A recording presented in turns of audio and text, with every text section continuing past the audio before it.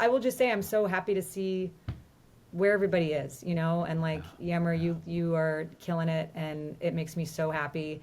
It also makes me happy because almost anytime I'll tweet out anything, especially if it's I feel like if it's content with Yogi, inevitably there will be some reply that's like, I miss Yammer, and I'm like, so do I, so do I. Trust me.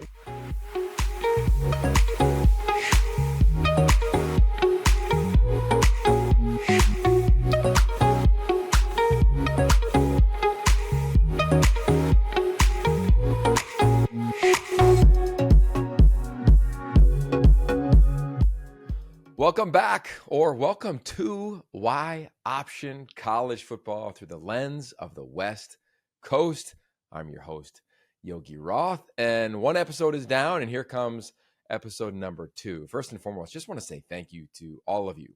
The support, the encouragement, the commentary online, us at yoption.com, within the Substack community has been an absolute blast. So thank you for that. Also, want to give a little recap. We just spent the last couple days last week at a few media days, Big 12 media days. Yes, Coach Prime was there, as well as the other 3 schools that departed the Pac-12 and all the other ones that currently exist in the Big 12. Went to Mountain West media days, which is pretty interesting as well. And then Pac-12 media days. Yes, they had one. It wasn't a traditional media days. It was coined After Hours with the Beavs and Cougs. I got to host that and moderate it. And it was really powerful. We had a film that was played. It was created by Taylor Kavanaugh and Blue Ox Films. He's a former Oregon State wide receiver. They put together a really cool 3-part film about the past, the present, and the future of both the Beavs and the Cougs. And then the conversations, they were a blast. It was both head coaches, Trent Bray and Jake Dickert. And then it was some legends like true greats, Ryan Leaf. You probably saw some of his commentary online already. Jack Thompson, the throwing Samoan, and the all-everything Steven Jackson, who literally looks like he could still play. Fun fact, played against Steven Jackson when I was rocking that helmet at Pitt, and we put it all over Oregon State back in the day in the Insight.com Bowl. But I still will never want to meet that man in any A gap or B gap or any gap under the sun. But it was a really cool time. Had an absolute blast. And really also from episode 1, heard so much great feedback about listening to Mike Yam and Ashley Adamson talk about the origin story of the Pac-12 networks 12 years ago. Those 2 fresh faces, I don't even know if they were 30 yet. They moved out west, and we talked about it. So with that, I want to bring in producer Jim Thornby. Jim, curious, the feedback you got, you were at the media days. We were there together from episode 1. You were a big part of episode 1 as well, man. Oh, you know how much I love that. Um, no, but we've gotten a lot of good feedback back on that. But I mean, I think my biggest takeaway from last week was being at those media days, and really seeing all these people, all these familiar faces, whether it be people, now at the Big 12, now, seeing people at the Mountain West, and obviously seeing people that, are at the Pac-12, a lot of people that we worked with for the last 12 years. It was pretty funny. Like even just that first, what was that, Tuesday morning, as we're getting on the bus from the shuttle from the Bellagio over to Allegiant for the media day. And, we got hey, are you guys on the right bus? And it was like, as soon as we walked in the stadium, we were like, you know what, we are on the right bus, because we saw so many people, familiar faces, not only just from the schools, but from, their local media and the national media and everything else. It was just so great to be able to reconnect with all those people. Since it's been, it's definitely been a weird last year in totality, but even just in the last 6 or 7 months or so since the football season ended. Yeah, I think the one common thread was as we get older in this profession, like the relationships just get tighter, right? And a lot of people change hats or change mic flags. You and I haven't done that in a long time, right? It's been 12 years. Most people haven't been at the same place for 12 years. I think about our good friend Bruce Feldman. Like I met him when he was at ESPN. He's worked at CBS. He's now at Fox and of course The Athletic. I mean, we were really fortunate to do that. And that's what part 2 of our conversation with Mike and Ashley is really about. It's not just only reflecting on how it began, but it's reflecting on how we grew there, the joy that we had there, and also the sadness of how it broke up. Mike and Ashley and I, we all kind of went different ways in terms of how the Pac-12 experience ended. For Mike, we go there in this episode. He talks about 2020 and what it was like when his contract was no longer renewed and the heartbreak that went into that. And it's a conversation that he and I never had ever anywhere. And we decided, well, yeah, of course, why wouldn't you just record it? But appreciate Mike and his empathy and really his vulnerability in talking to Ash and I. So I think anybody who's followed along with the journey of Mike, Ashley, myself, and of course the Pac-12 networks, you're really going to enjoy the thoughtfulness, the emotion I think you'll feel when you hear Mike, Ashley, Jim, and myself talk about how something that was really life-changing for all of us, also how it ended. So with that, hope you enjoy part 2. And I also want to give a big shout out to our founding partner, 76, because without them, these conversations don't happen. And 76 was such a big part of the Pac-12, and Mike, Ashley, myself, and now they're a big part of all the conversations we're going to have here at Y Option. So with that, part 2 of 2, a conversation with Mike Yam and Ashley Adamson. Because I think we've all shown up for each other, whether we've been rocking wigs for Ashley's wedding, which is an iconic moment, and that photo will be a part of this video for sure. So sorry, Mike, it's already out there. It doesn't matter. So good. As well as like real life stuff. You guys like both make super hot redheads. I'll just say that. Like, just say, so does GV Long, by the way. Like, Yes. Oh he my fits in gosh. well. Yeah. It's for the ages. But we all had our stuff, right? Like we came in, Ash and I, like single, married, kids. Mike, like we've all had our stuff where we had to show up for one another. For Mike, I want to go there with you of like, what was the pandemic like for you? Because we all came in together day one, right? You're sleeping on the floor. You guys kick off the Pac-12 day one. And then it was like one of us was out. And I've never asked you, so we might as well record it while we do. But what was that experience like for you to go through that, let alone a global pandemic at the same time? Yeah, brutal, man. I don't know if there's another word to use to describe it. Well, actually there are, just not appropriate to say. No, it honestly, it hurt. I'd be lying if I said I still wasn't like a little pissed off about how it all kind of played out. I think just based off of behind the scenes conversations that were going down to get it to that point, like literally did not see that coming from 10 miles, 100 miles away. So I think there's that aspect of it. But even just that entire season, like I remember being, in the apartment at that time, I had like a big whiteboard and like just started writing down the name of literally every person that I can think of that I had worked with and started making all those calls. And there was no sports, there was no games, like we're all like locked down. You're just like, dude, is this done? Like, will there ever be another opportunity that would pop up?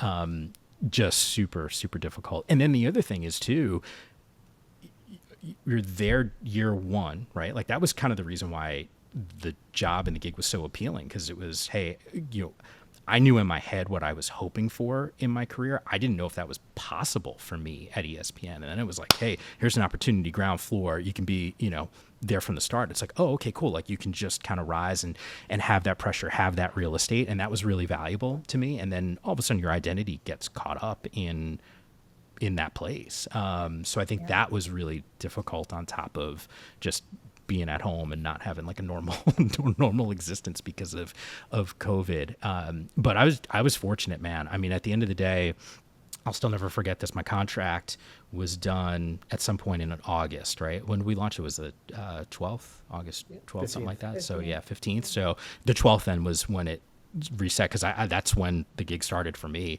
So I think the 12th was that last day that when you did that Saturday Sports Center. Yeah. Still locked in my mind. Remember watching that Saturday Sports Center from the office and going, "Oh, he's going to be here tomorrow."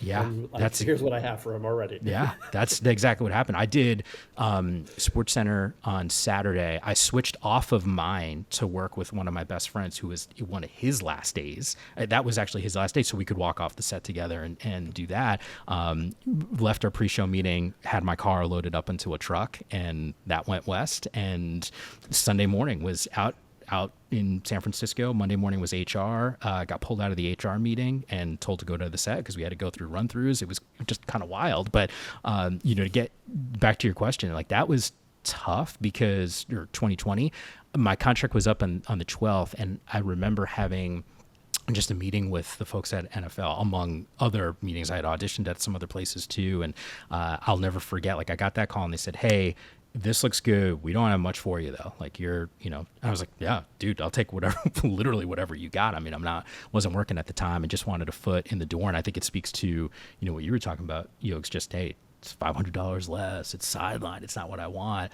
I went in going, I don't know if I'm ever going to get another opportunity. And it worked out for me, started updates, smaller packages, and it sort of like built up over time. But it's, you just think about those relationships, how important they were. The guy who hired me at the time, I knew a little bit from ESPN. I was told like there were some phone calls that were made to some staff over there that were a little bit more familiar with me, and it worked out nice. But I'm probably not totally answering your question other than saying it was absolutely brutal for a long period of time. Yeah. Ash, how was it from your perspective? Yeah, I had survivor's guilt, I think, in a really weird way. Like and it wasn't just you. I mean, you were the public face of the network, so that was the one but there was a huge round of layoffs. I mean, that was when really things started to change. You were one of, I mean, I think there were 20 or 25 people who were laid off of the first round of layoffs that we went through. And I remember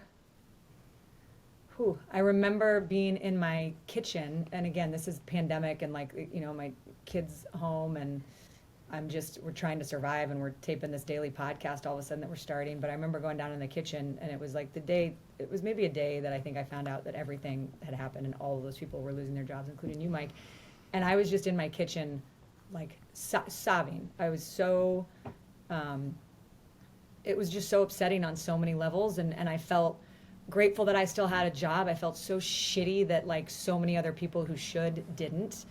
And so yeah, I think there was some survivor's guilt. And I remember Collins, who was like 2 at the time, and he was sitting in his little chair like eating lunch, and he was like, "Mom, why does your face look like that?"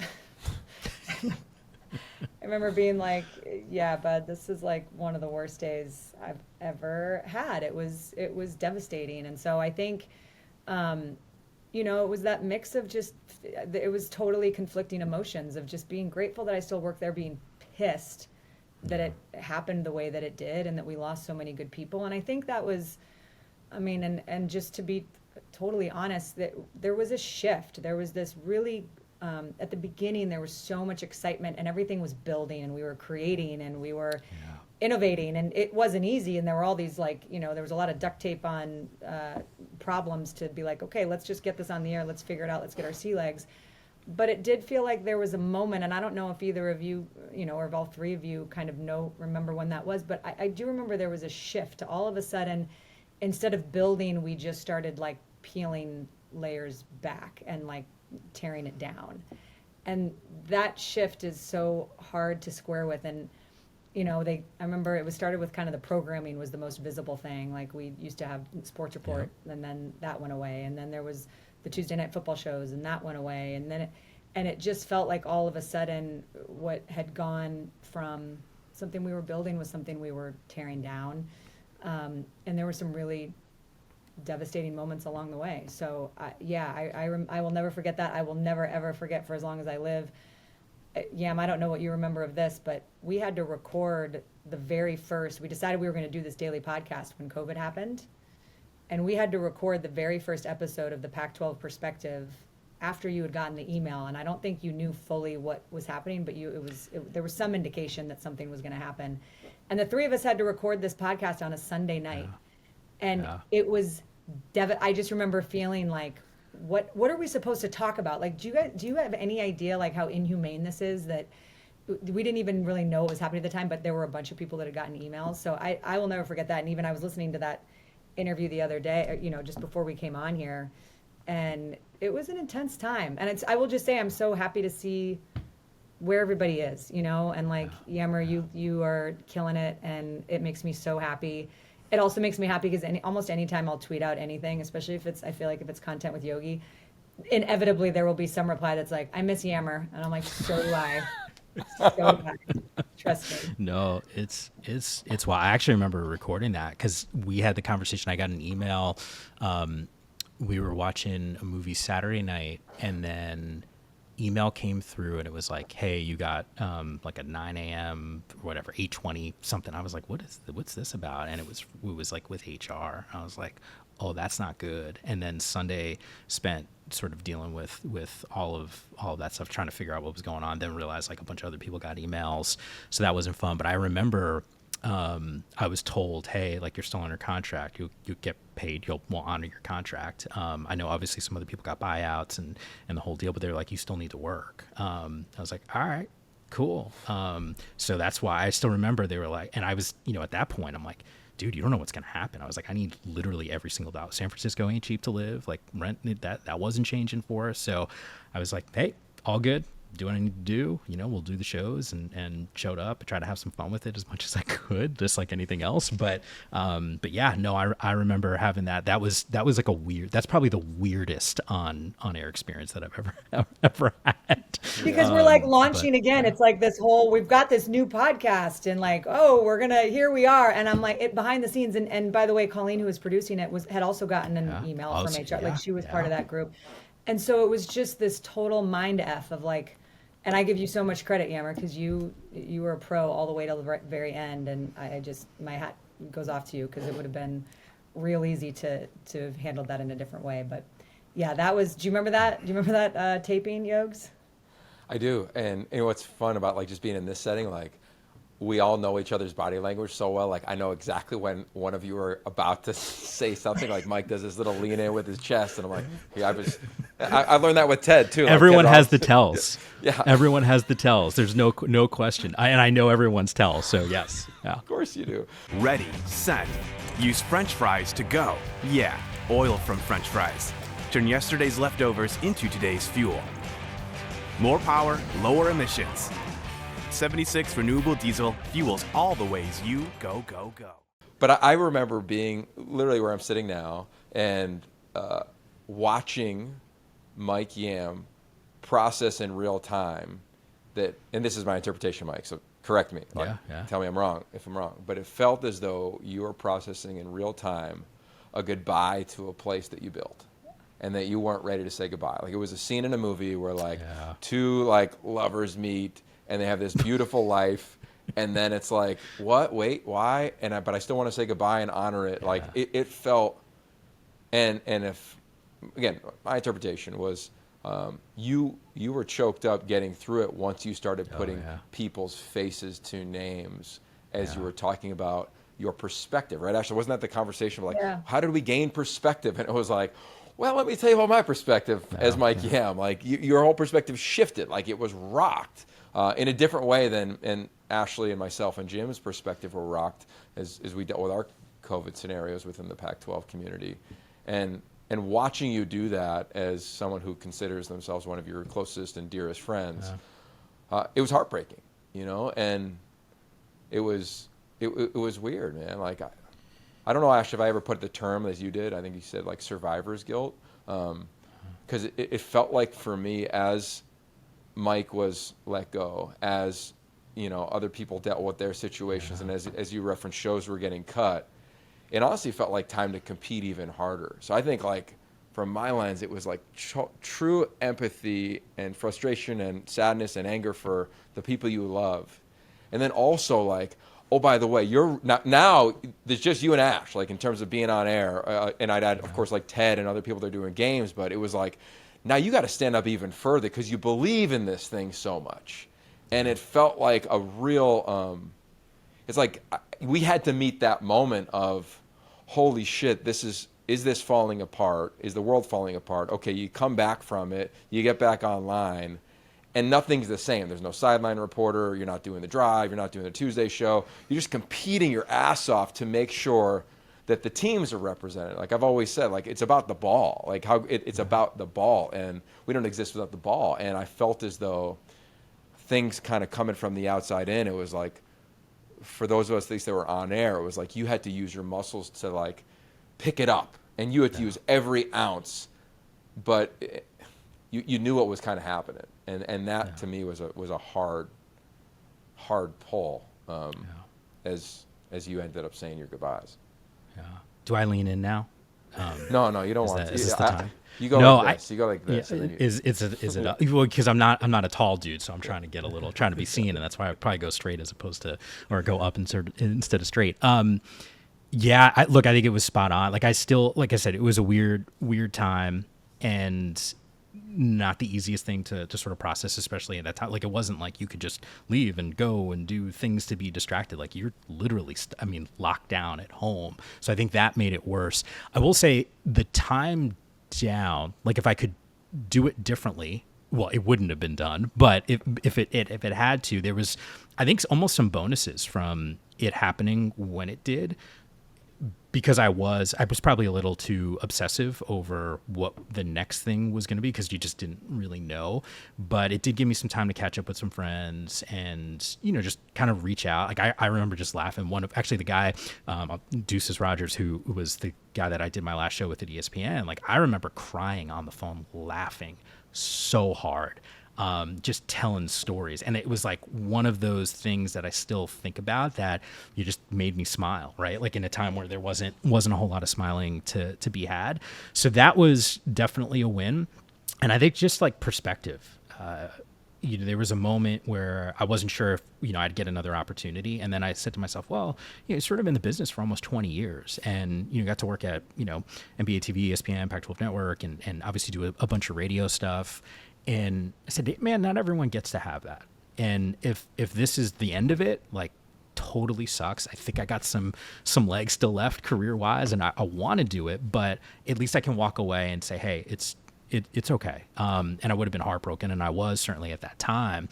But I think getting back to your competitive spirit, it's like there wasn't one. There was a lot of those moments where I think about some of the decision makers, and I think the people who sort of looked at a line item and said, hey, dude, you're gone. And look, it's business, and I get that.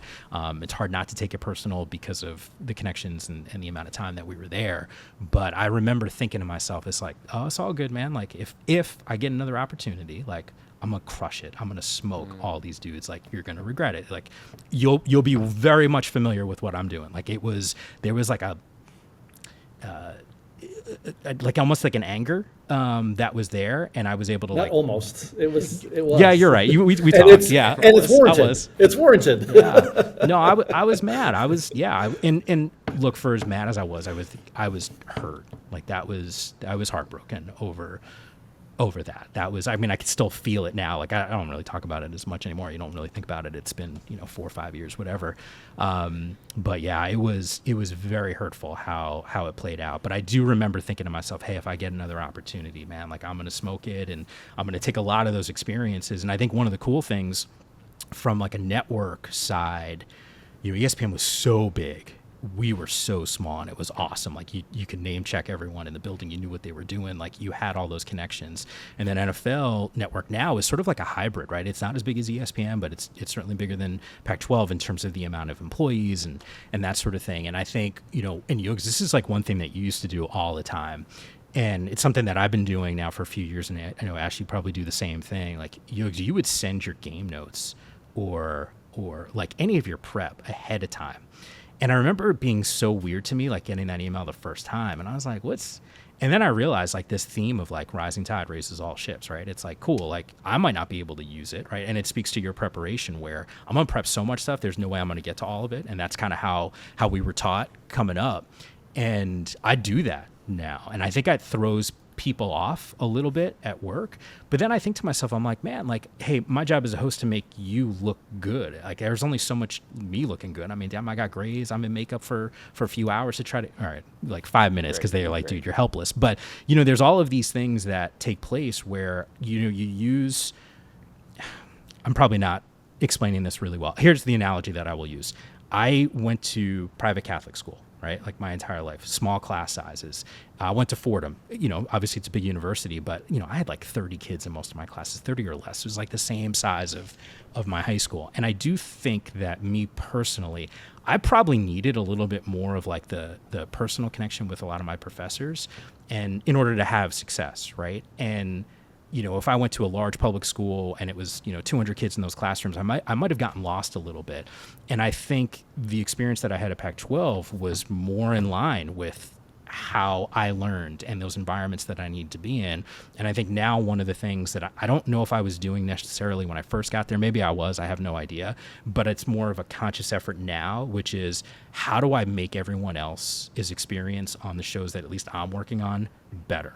And I think a lot of that has to do with the experiences that we all had together for at least for me, for almost 10 years, right? Like, and so I think I used some of, it gave me time to reflect. This is like, where are we going with this, right? But back to your question, it gave me time to reflect in 2020. It's like, hey, what are the things that went well that I want to take, and like, how do I be a little bit better? And I think, so I kind of use that time, I think, to sort of hone in on phase, 3, 4, whatever it is in life.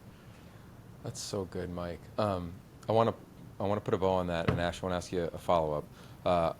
Mike, I want you to hear this, and I know you're not great at hearing compliments, but from the moment your time ended on August 12th, you had an entire army of people that you worked with that also were fans of yours and all these communities on the internet, that at every moment, when you were doing an update at 2 a.m, when you were reporting live from outside of the Niners stadium, like whatever it is, like I can remember being on Threads, like just cheering, like, let's go, yeah. Like it was just like another win. And it was like we felt like we were beside you on the rocky steps per se. Because I think we'd all agree, like, look, COVID screwed up a lot of people, but it screwed you too, right? And we felt that in a ton of levels, but we also were like, felt like we were alongside your wins. Here I'm on XM. Hey, Ash, Yam's killing it on NBA radio. Hey, he's doing this hit. Oh, he's on set. And even now, I'm texting you every time I'm in a random hotel and NFL Network's on and you're rolling. So you left a indelible mark, a beautiful mark on so many people. And as the Pac-12 Network changes dramatically here, over the course of the next couple of weeks and who knows the next couple of years, like, you're always associated. Like you're probably the first name that pops out if you ask a Pac-12 fan, hey, Pac-12 Network. Yeah, you're the foundation of it, Yammer. Like you are, and it that, like, no matter what was taken away, like no one will be able to take away what we all got to do together. But yeah, you were the rock of that place, and forever will be. And how many times did we, like, just the texts, screenshots of like Yammer doing NFL stuff, like, oh look, it was like we were like parents who had watched their kid go surpass them, No, I appreciate it. I can even feel myself getting choked up a little bit. Always tough, man. Those first couple months, at least doing some of those hits, whether it was like Niners or any of the studio stuff, like it was, you'd hear from folks on the team, and that was like, honestly, it meant more. Like no one has any idea how thoughtful, touching, like humbling, like people actually gave a damn. I mean, I'll still never forget. I mean, this is also when you have time to do this, but the league had sent out an email to the staff, and I was actually doing a show with Evan Moore on radio. And all of a sudden my phone starts blowing up, and I didn't know that the president of the network was going to like tell everyone. And I wasn't necessarily ready for to be told. I was like, oh, smack, like I got to come up with something here. And I, obviously you tweet out whatever you tweet, and I couldn't get over. I was like, I don't even know that there was this many people watching the damn network. And I went back and I literally responded to every single person who wrote something. I had time, and in my mind I was like, oh my God, people like cared that much to actually even send a note. I was like, I got to respond. Sorry. I don't know what to say other than it's crazy. I think crazy the thing that I touching. keep coming back to is that endings are so important because they tell us what something meant, and that's true whether it's a graduation or a funeral or a job ending or whatever it is. And I think we got kind of the extended version of this past year. It was a very public. Long, yeah. You lose your job very publicly when you work for Oh, a conference that goes, that it underwent the shift that it went.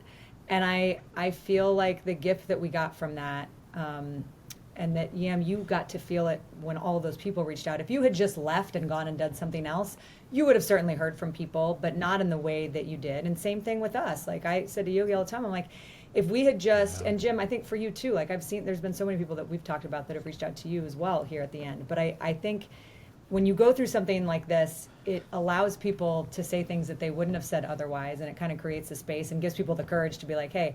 And the number of people, like, I just want to say thank you. There were so many fans that made this past year so special and meaningful. And, you know, you hear all the complaining and all the people telling you how much they can't get the network and how all of this stuff. But then when you're on the road and people are coming up to you, I mean, there were several fans who brought me to tears as we were going through, you know, football season this past year. And it meant the world. And it was like, oh, people were watching and it did matter. And it was cathartic. It was, I mean, Yogi and I walked out of the, you know, what did we host before the Pac-12 championship game? Like a pep rally. And Yogi, I remember you looked at me and you were like, that was cathartic, because we were just there with all these fans who couldn't have been nicer and more kind. So it means a lot, and it just makes you feel like it mattered, which is all any of us, you know, want in the end. Yeah, amen. So Ash, how did you, because okay, different realm, but you just referenced the last year, and here we are in July. How did you navigate? Not the year you were in it. You were in it in sports. Like, did you have something that you leaned on? And then in time of transition here, as we're about to kick off another season, like, how have you been able to make sure that, you know, you got a lot of other stuff going, right? You got 2 amazing kids, you got an incredible husband, you got a family that still lives nearby. Like, how have you been able to navigate? Yeah, you got your mom, podcast. Like, I'm curious, like, because we've talked a million times. I don't think I've ever asked you, like, hey, have you had a modality? Did you have a way in which you navigated this last year? I needed one. I don't know that I had one or I've had one. But a lot of what I kept coming back to was like, okay, you want to be about certain things. You want to know, you know, it's really easy to think of yourself a certain way when things are all going well. But when shit gets hard, like, who are you? And it was one of those extended moments where I'm like, you are in this liminal space where you don't know what's next, and you're not still out of what you were in, but you're in the like hallway, and it's really uncomfortable. And you know, I've never changed jobs as a parent and as a wife, and so now that I'm going through a job transition with a family, it's a totally different thing than when you were just young and single and like, okay, would I be willing to move to that city? Let's do it. So there's a lot more at stake for sure. But I think what I tried to do was, and Yogi and I, you talked about this a lot, but like, don't miss the moments. Like, be so present. Don't worry. Like, what is going to happen is going to happen, and what is going to come is going to come. Yeah. But just like, you get to have this last lap, and don't miss it. Like, don't be too pissed to miss it, or don't like. And I was so much more intentional this season as we went around these different places, and it was so much more meaningful to me. Like, this was in some ways, and it sounds so weird to say it because it was devastating at the same time, but this was one of my favorite years professionally that I've ever had, which sounds bizarre when I say it out loud, but it was like, you just appreciated it in a real way. And so to know where the finish line was important. And I think what I tried to always come back to is, you never know. Like, you know, you look at any given day and I'm like, what's the most important thing that I should be working on right now? Because I'm looking ahead, I'm trying to figure out what's next. I'm also trying to be present. I'm also trying to take my kid to swim class. Like, what is the most, and there's no answer. Like, how do you know what the most important thing to be working on is right now? You don't know. So I think it was just this headspace of like surrender, of knowing that something, you know, else is going to come that would have never been able to happen had this whole thing not gone down the way that it did. And gratitude for the fact that I got to be a part of it. Like, this thing was the biggest gift I could have ever imagined in my whole life. It still doesn't feel real that I got to do it for as long as I did. And so not to let the way that it ended sour the overall experience and gratitude I have for it. I did not have a modality. I do not feel like there were moments that I'm like, I can't believe I'm spinning my wheels on this thing. But it just came back to trusting that you just keep showing up and creating value. Honestly, Yogi, like, that's the perfect thing. It's like, just keep showing up and creating value and see where it takes you. So, it has not been a straight path. And yet I think all of us, when you get removed from something that is as painful as what, you know, losing a job and at a place that you care about so much, you realize that it's a hard reset button that not many people get to have in their lives. And you be grateful for it, because there's something else that is coming that wouldn't have happened had you stayed there. Yeah, well said. So, I'm going to take a yamism. We'll cut you loose here in a minute. But before we cut you loose, I do want to know, when you think about it, this could be light, this could be heavy. You guys know I'm inherently a relatively intense human being. But I wonder, like, did a Pac-12 moment, like, when you think about it, like, did you have one that pops up that you're like, this moment changed my life? Like, dude, it could be the Pac-12 community. It could have been on set. It could have been, maybe it's the job. It could have been the friendships. Of course, we'll take that one off the top, like the friendship we all four have. Of course, that changed all of our lives. But does anything immediately come to mind? You go for it, Ash. I feel like you got something. Oh.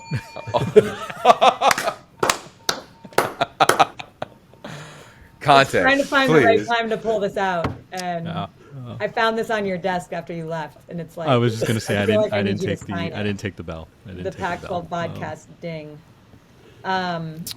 Yeah, I mean, there's so many moments that like come up as I'm remembering all of, just it's like a movie scene of going through all these different wonderful and hilarious and hard and great and all these different moments. But I would say the one that changed me was when we did the 22 Forever features with Utah football, and getting close to those families, Ty Jordan and Aaron Lowe's families, and telling that story, and getting close to that team and telling that story, it totally changed me. Like, I remember after I got back from interviewing Donna Lowe, Aaron's mom, I was in my bathroom, like getting ready for work, and I all of a sudden had this epiphany where I was like, you are here, like your purpose is to help people understand that their stories matter. And how do you do that? You tell their story. And that event alone, and like the coverage around it, and being able to see what that team went through, and then to be able to put it together and share that story, it totally changed me and changed how I thought about moving forward, what I want to do. Like, I love hosting. I love, sports broadcasting is such a gift. I feel grateful for it, but that made me realize that there's more that I have to give in that space. And so that's, what I've been spending a lot of my time on doing. And I think everybody has a story that's really important to share, and how can you give voice to those stories is kind of the 2.0 of my career. And I'm lucky to keep my toe in the broadcast pool, as it were, but I just think there's a lot more. So that I am forever grateful for, and that came out of all of the cuts that happened at the Pac-12. One of the gifts of that was that we all of a sudden didn't have any features producers, and I a lot of the shows I'd been on were cut, so all of a sudden I was producing features from behind the scenes, and I realized like how special that is, and that really changed me. So that's the one that comes up immediately in my mind of like actually life-changing moment. Yeah, I don't know if I actually have like one moment that I don't know, changed my life, so to speak. But I will say this, and because we actually had lunch the other day, and it was a good reminder and a reset. Like I know we spend a lot of time, and obviously your purview is what happens on the football side of things. But I think our conversation the other day reminds me of a conversation I had with someone on the basketball side in Lamar Hurd, which just I'm going to bring it full circle here, but I had an internship, it was my sophomore year in college at WNBC, and Fran Charles, who, Jim, you probably know a little bit. He was at MLB Network and the whole thing, but and NFL Network. But I remember him telling me something, and I never understood really what it meant until after I had left Pac-12. And he was like, hey, it's not about where you do the work. It's about the work that you do. And that guy's over 20 years ago. And I think it probably stuck out a little bit more. It's like, hey, those relationships, those friendships, who you're working with. And to me, I think there's something to be said. I think Fran was right, because it doesn't matter what network the affiliation doesn't matter. It's, hey, are you doing quality work? But I would take it a step further and say, hey, it's also about kind of the people that you're working with and the friendships and all the things that come to mind. There were multiple nights for a few years we would do our basketball guys, because I feel like we got to love them up a little bit. KO, Don, Lamar, Matt Muehlbach. I mean, you can go through and I shouldn't have name checked everyone because there's more analysts that we had. But the point is, a lot of our studio crew, those were kind of the core people that we were using a lot of times. And I'll never forget this. You would go in, and Yogs, you guys know this, and Jim, I mean, you're in the control room, the days are long, right? And we would sit, I'll never forget this. There would be weeks. We would finish up the last show, 11:30 at night, and sit in our touchdown room, which was our green room, and just hang out for like another 45 minutes, like close to midnight, just laughing and telling stories.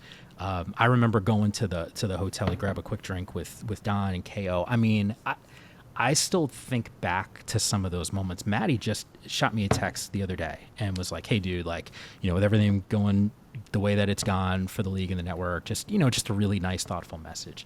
But my God, like, I think the one thing that I might have learned from that experience is who you're working with too is like, if you can align yourself, right, with those people that you share similar values and, think creatively, and they push you and you push them, and the whole deal, like those, I wouldn't say, to answer your question, like a moment that changed my life, but I would say the accumulation of almost 10 years of those types of experiences, I think impact future casting. Like, hey, what are the projects that I want to work on? Who do I want to work with is just as important as some of the content. How about you, Jim? Well, first of all, I think we might need a whole another hour just to tell KO stories, but that's for We need another podcast. That's for another time. But I kind of agree. What I'll take away is kind of at the end there, and like this whole last year since August 4th, it was brutal, and just like all through football season, people would ask me stuff. It'd be like planning your ex's wedding like every weekend. And it was just because it was the greatest Pac-12 football season of all time. And it was like, you would be excited for them, but also like, how did this happen? Like, how did this all happen? And like when we were at the Sugar Bowl, and when Washington won, and people were coming up and congratulating us, and it was like, I'm very happy for UW. Like, I'm happy for these people, but it's weird to say us and we in that sentence. But so I kind of all year round, and it probably annoyingly to Yogi and Ash, like tried to avoid all the goodbye stuff. Like anytime it came up, I'm like, no. Yeah. But then finally, like at the end, then I like kind of really went to it. And the thing that really got me is the baseball tournament. And during the semifinals, which were the last two ever live events on Pac-12 Network, I'm on site running all the PR there for the tournament, and my parents were at the games, and so between games I went out and I just went and sat for them for like 5 minutes or whatever, just catching up.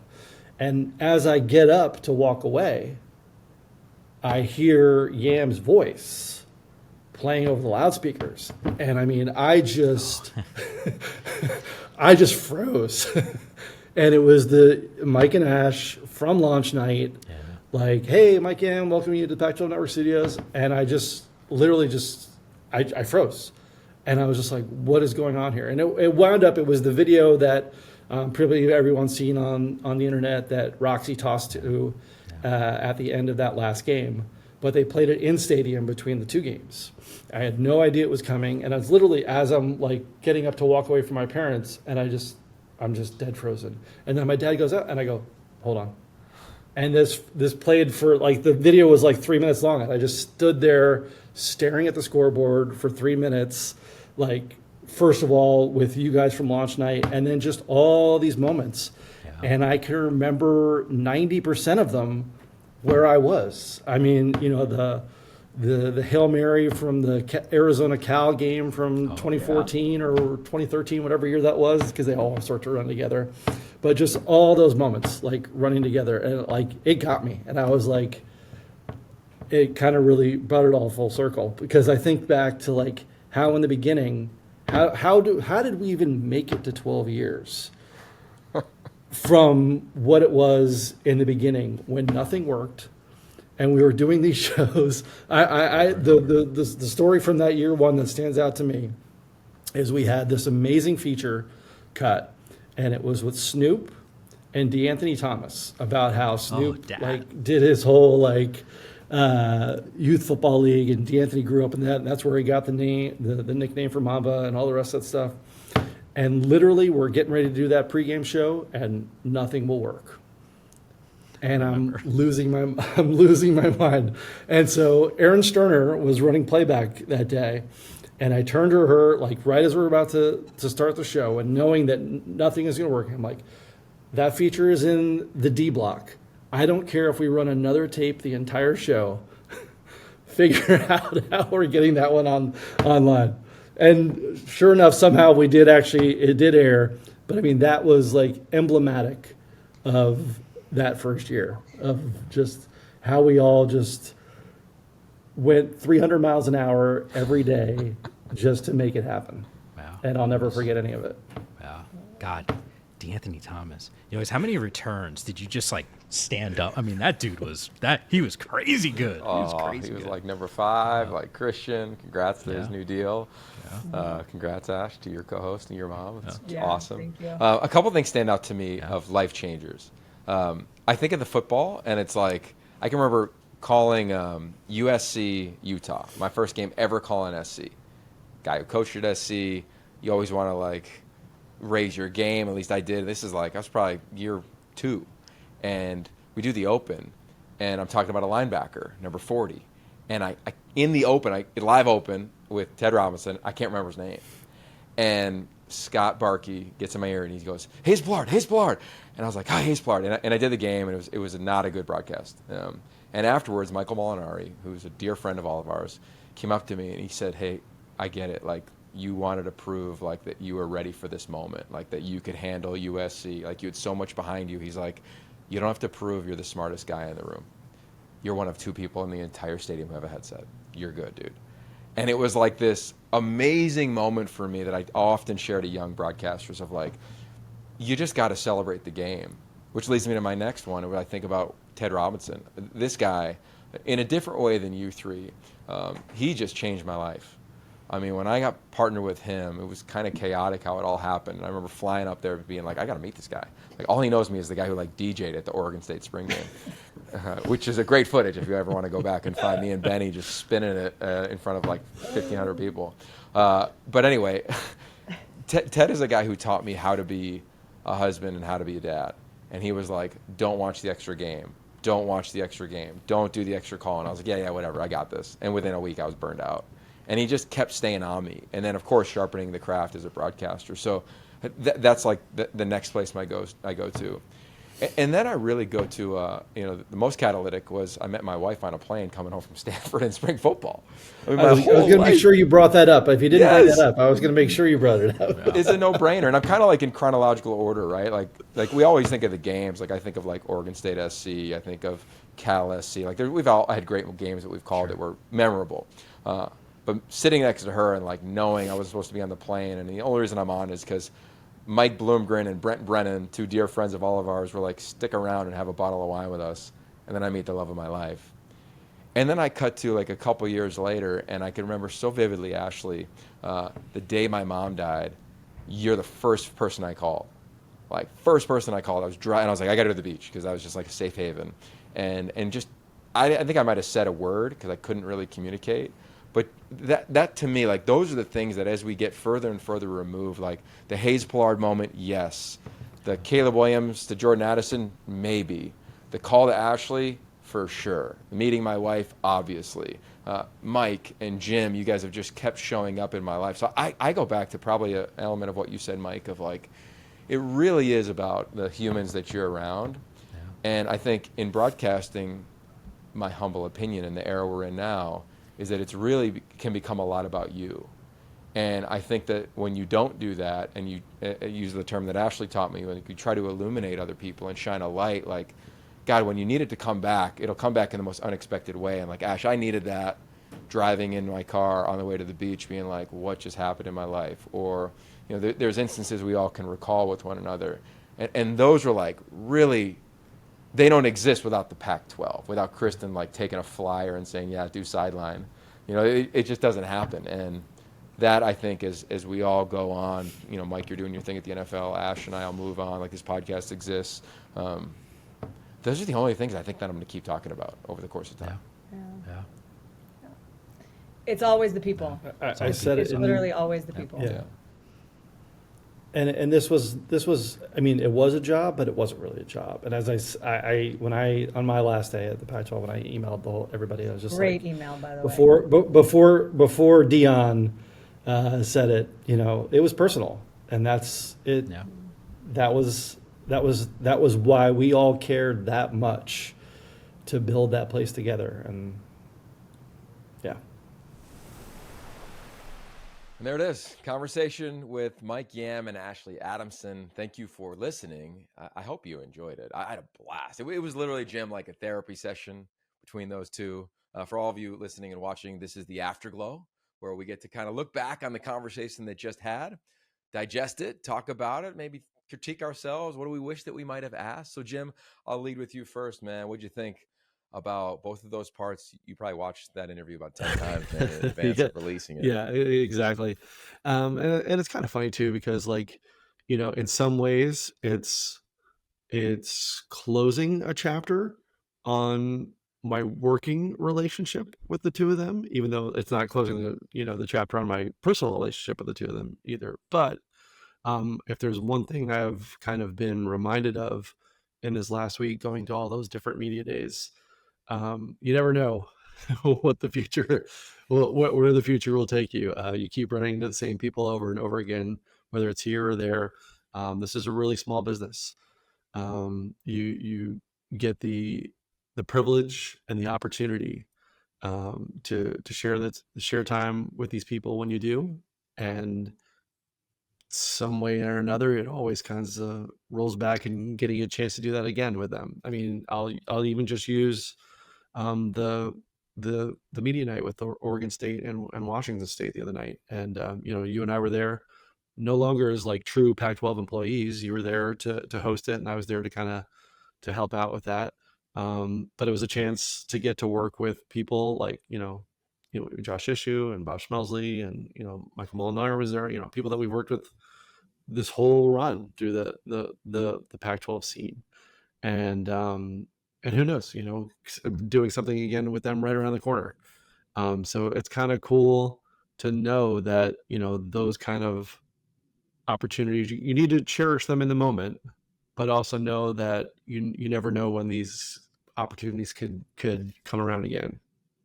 Yeah, it's well said, man. I think going through the conversation with Mike and Ashley, had never asked him, like we said at the top of the show, hey, let's talk about this publicly, about what you went through in 2020. And to hear it in his voice, the emotion, and then just, also hear from Mike, Ash, and you, and myself, tell Mike like about his influence and how like we're all rooting for him. Like it was just it's a really cool conversation. And I think of all the podcasts that we've done, and of course will do, this is going to be one that I'll always recall because of how close all of us are. Like there is that bond that will never be broken. And that's why we'll all remain friends to this day. And who knows what we'll be doing together. Hopefully Mike Yam will continue thriving in his career. I have no doubt that he will. Ash and I are going to be over doing stuff with the Big Ten Network, and you and I are going to be launching this. And I got a feeling like Mike and Ash will be called back to this show numerous times, not to rehash their lives in the Pac-12, but talk about the lives that they're currently living. So that was really fun. I just want to say thanks again for everybody pouring into that, because I know how many fans, I've heard from fans all over the Pac-12 footprint who listen to that, because I think no matter what happened with the business and or realignment, I think a lot of fans just fell in love with Mike and Ash specifically and everything they brought to their living rooms. So it was cool to do that one more time. To spin it forward a little bit, the event that you referenced that we talked about before with Oregon State, Washington State, the title of it was Welcome to the Fight. And Jim, I really like that because it didn't feel like it was fighting against what has already happened. It felt like it was moving forward. Like, all right, we know we got to go battle. Kind of like Scott Barnes said, you got to roll up your sleeves a little bit, the athletic director at Oregon State a couple months ago. And it felt like that. It felt like everybody's moving forward, right? Whether it was a Big 12 media days or, of course, Mountain West with their new scheduling agreement with these two schools. But these two schools specifically, it felt like they were like, okay, it sucks. Nobody's happy with how this thing shook out. But as Jack Thompson said, like, let's go kick ass and move forward. And I appreciate that, because living in it for you and I as employees, and especially Ashley for sure, and Mike to a degree, it's kind of brutal when you're just taking those punches every day for the last year and a half. So to be in the roles that you just referenced, you being a consultant to the event, me moderating the event, it felt cool to be like, all right, let's go take that next step, find some optimism, and see where this thing nets out. I'd be curious if you would agree. Oh, absolutely. And to your point, I mean, like with yourself and Mike and Ashley, you guys are all public figures. So like, it's well, that all kind of happens in the now. I'm definitely not a public figure. I'm definitely a behind the scenes type of person. But when, last August happened, pretty much everybody in the world knew that, I was losing my job. So it was unique, a unique situation like that, where it's, you see this with like, in professional sports with head coaches, and even college, obviously in college sports too, with, head coaches when they lose their jobs, it's that impact, you don't really get it. But even just, for myself and obviously 200 other people and thousands of other freelancers that are now looking for their new and next opportunities and stuff like that. So it was a lot more public of a thing for all those people. So it's, people are going through a lot of stress through that. And the good thing is, like, they're really talented people. And as these new opportunities pop up for people, like, they're going to get all-stars because, they've been through the fire the last 12 years, and they're it's definitely, in the moment right now, sucks. But whenever they get that next opportunity, like, they're going to crush it because they know adversity and they've battled through it. Amen. And for the Beavs and the Cougs, I think they're really lucky with the broadcast teams that were just announced. Got Ted Robinson doing it, JB Long, Michael Bumpus, Chase Daniel. It's going to be fun to watch those crews get after it. And I know specifically to Ted, a guy who's just so close to my heart, as you know, he's totally changed my life. He's going to be one of the best things that have happened to the CW and these two schools, with just his presence, of course, his skill set, and who the man is. So, okay, there it is. Episode 2 in the books. Big love to Mike and Ashley for going there and also making the time.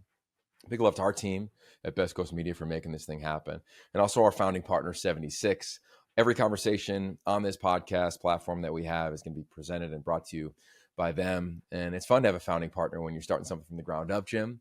So last question before we cut you loose here. But week 1, we launched. What's it been like to be on the foundation of this platform here and this show with Y Option? Well, it's funny, as we kind of referenced in the first episode, this is my third go around of launching launching something. So launched MLB Network in 2009 with a great team there. Launched Pac-12 Network in 2012 with a great team there, and now doing this. All very unique experiences from each other, but all in their own ways very gratifying, and hopefully we just keep rolling the way we do, because it's fun. Hopefully you're not doing another launch. Hopefully this is like it for launches, because you don't I'm not breaking any more promises on that. I said 2 and I was through, but 3 and then we're definitely done. So yeah, your wife's the true hero within this show. All right, there it is. Episode 2 in the books. We're going to have content from the night with the Cougs and the Beavs. We also have powerful conversations coming up with some of the athletes that you grew to love out here on the West Coast, also coaches. So keep it locked right here. Y Option, college football through the lens of the West Coast. Peace.